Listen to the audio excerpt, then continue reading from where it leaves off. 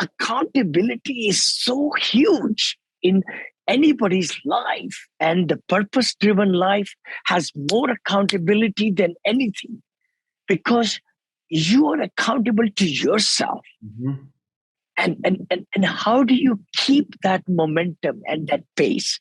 Let's dig into that. I mean, Yeah, early on, I didn't really have accountability partners because there was no, like, who was I? Like, no, I didn't, who was gonna, I couldn't tell my colleagues what I was doing. They didn't really understand. It's not like I go to my college students and tell them, they wouldn't understand. And so,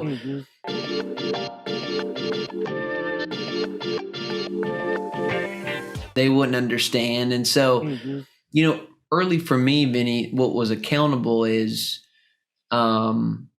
I always told my mom that I would take care of her, and I knew that she wasn't in a place to really be able to produce and create like I was going to be able to do. And so I kept that at the forefront of my mind, and I wrote that down, and I looked at that all the time of, I want to retire my mom in 2 years, and I want to be able to give her the ability to get free from that. Right. I mean, I got married, around the same time, and I just said, this is my family. So those were the things that I was like putting in front of, saying, I'm accountable to this. Yes. Right. And if I don't figure out how to change our situation, no one else is going to do it. Like, no one's swooping in to save my mom. You know what I'm saying? And so early on, it's like I had to tap into that. And of course, now that I have colleagues and I have masterminds, those things provide accountability partners, and those things provide, hey, I'm in some amazing networks. You hear about the stories and the things that these folks are accomplishing, yourself included. It's like, well, what am I going to do? So there's accountability there. But early on, look at the people around you, and, who's going to save them? The government? Not really. Come on, man. You know what I mean? Like, no. And so, yeah, that early on, that's what I tapped into. And I wrote that down almost every day, retire my mom in 2 years, be able to take, my wife on a nice vacation, allow her to be able to leave her job.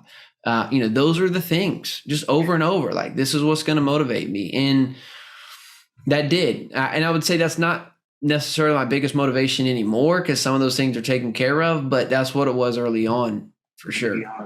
So true. What you're just saying is so very true. When we take ourselves out and we are giving gratitude or having that bigger purpose, to really take care of, like you said, your mom or family, it just brings a different thing. Then the rejection doesn't bother you that much.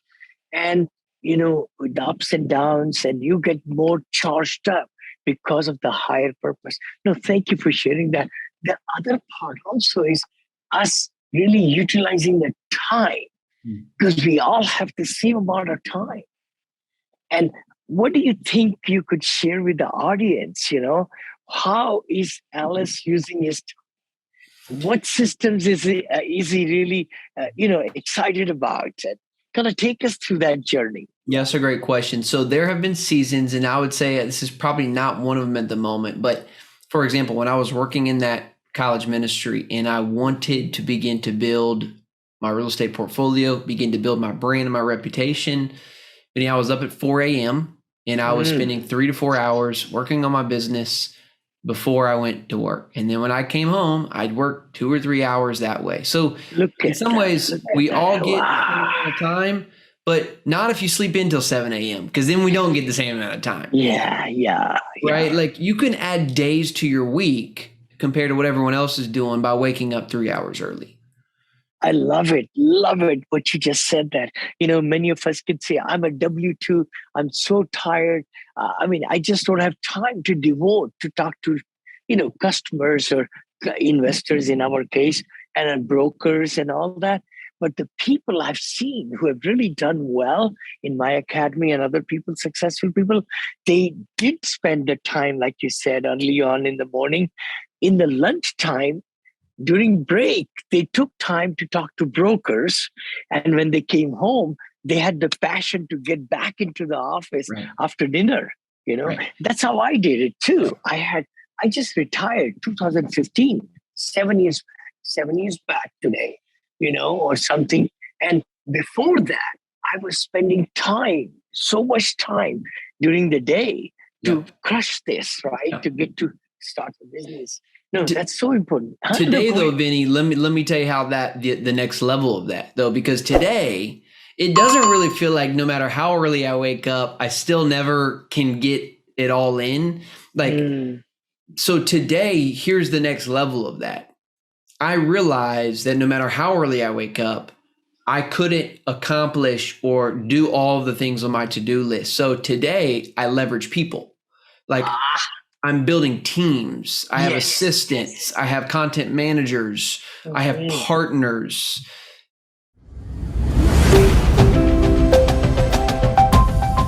Hi, you are listening to Syndication Made Easy podcast. We will be right back after this short break. Hi, thank you so much. This is Vinney Chopra, and thank you for subscribing to my podcast and YouTube channel and Facebook pages and all the great things, and LinkedIn. Connect with me.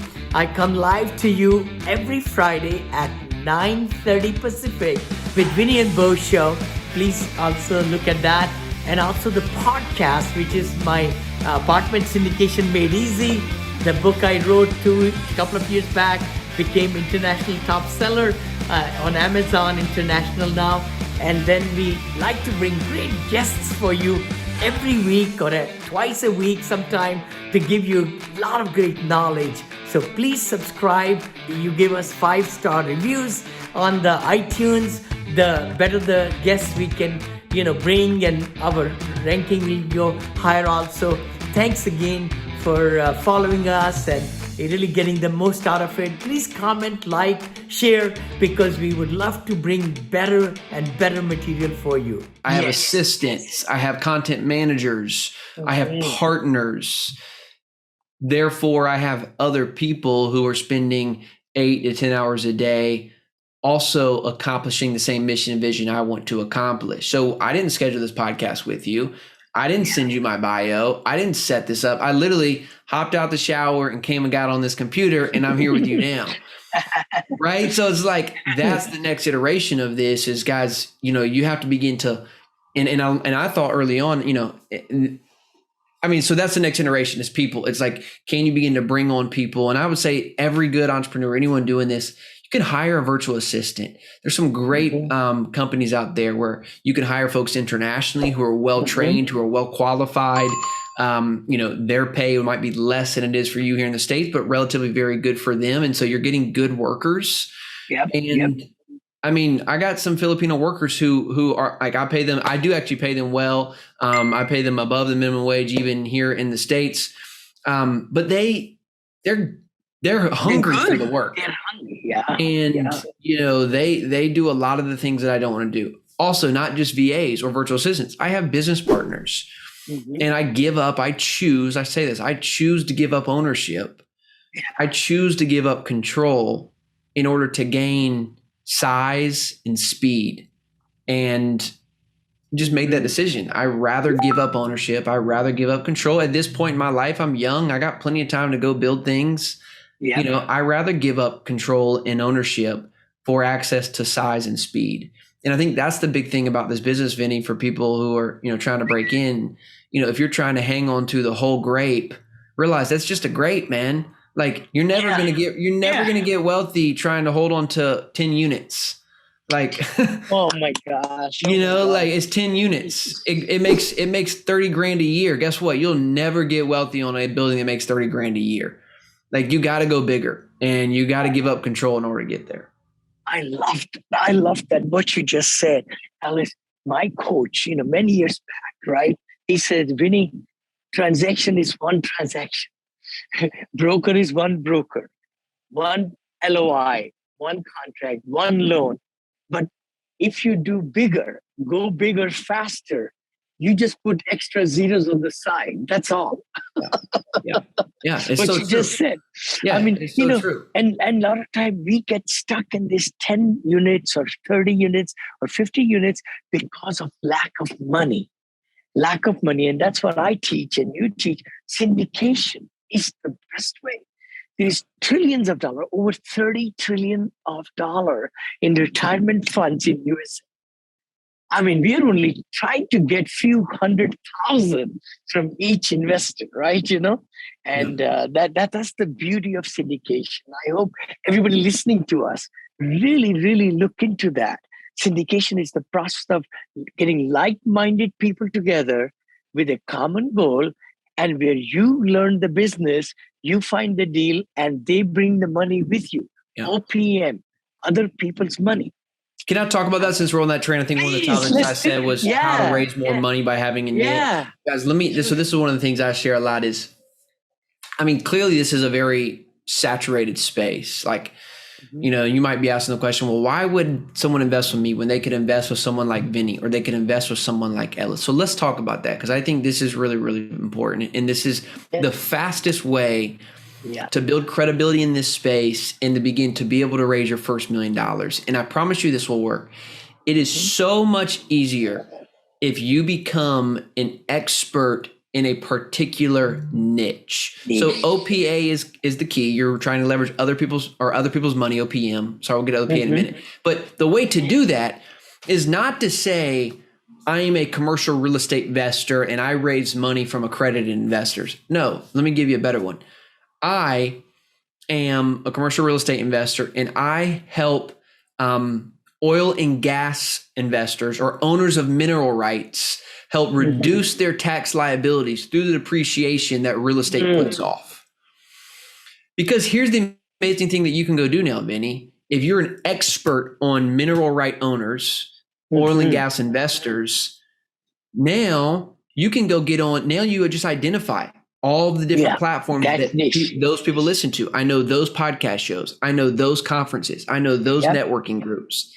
And guess what? If you go pick that niche, you're the only multifamily guy on that podcast show. You're the only real estate investor at that conference. So you're no longer competing with me and Vinney.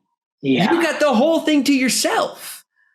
And so most of the people getting in this, they see guys like you and they're like, oh, I need to go speak on Ellis's stage or Vinney's stage or, this guy's stage. I'm like, yeah, but no one's going to pay you attention. Go pick a niche and go find those stages and leverage those audiences for your own, become an expert, serve them well. But that's how you grow quickly is don't try and speak to all these different folks. Like pick a big enough group, right? That's scalable enough. And I would say the way to do that is if you say, hey, I want to go serve, let me think of a good example here. Tech sales, for example, people who are in tech sales. Okay. You say that seems like a good niche. Here's what I would do first. I would get on the internet, go to Google, and I would just look up tech sale podcast. And I would look up tech sale conference events and just make sure there are already people pulling those type of audiences together and that it's big enough of a niche for you to go into. Niche, go tighter, go narrower, but single moms who are interested in basket weaving is probably too small, and they may not have enough money for syndication. So go niche, but just make sure that there are already other influencers bringing those people together at different platforms, and then figure out ways to add value to those influencers. This is gold right here, Vinney. If someone takes my advice, they can break into this industry and raise $1 million in the next 12 months, hand down, if they're listening to what I'm saying. Because then what you would go do is maybe you start your own platform. Maybe you start your own podcast show, maybe your own Instagram page, and you bring value to those other influencers. Hey, I have this whole network of folks I want to put you in front of. Will you come speak on my podcast show? And they'll say, yeah. And then guess what they'll do? Hey, do you want to come speak on mine? Right. So it's reciprocal. So it's learning how to add trade value so that you can leverage the communities that they're building. That's what we did. That's what I did early on, and it has paid off. I love it. I love it. I love it. What kind of, thank you for so great points you have covered so far. What books are you reading, or, what apps are really getting you using, time wisely and everything? Not only that, maybe you want to touch a little bit with the audience, how to get a good international assistant, if you don't mind. Yeah. Well, I'm reading this book. It's changed my life. It's made me. It'll make me $1 million this year. 100%. It's called $100 million Offers. How to make offers so good people feel stupid saying no. Vinney, you should one. If you haven't read, have you read this? I'm gonna not yet, but I'm taking a picture of it. Read this book. $100 million Offers. It is probably one of the best books around creating good offers. And it's already made me, it's made me, I'm not even going to say, it's made me a lot of money over the last several months. Good. Okay. Very good. Yeah. So, because it's, again, like these are things I don't know. I never really had to put together great offers, and so those are the things. Let's see the other books, I really highly recommend. There's a couple good books behind me here for those who are, for anybody, Who Not How. And maybe this will launch into amazing book. Yes. Yeah, that's such a great book. Yeah. Who Not How. Yes. And then I just like reading our biographies of people who've done great stuff, guys that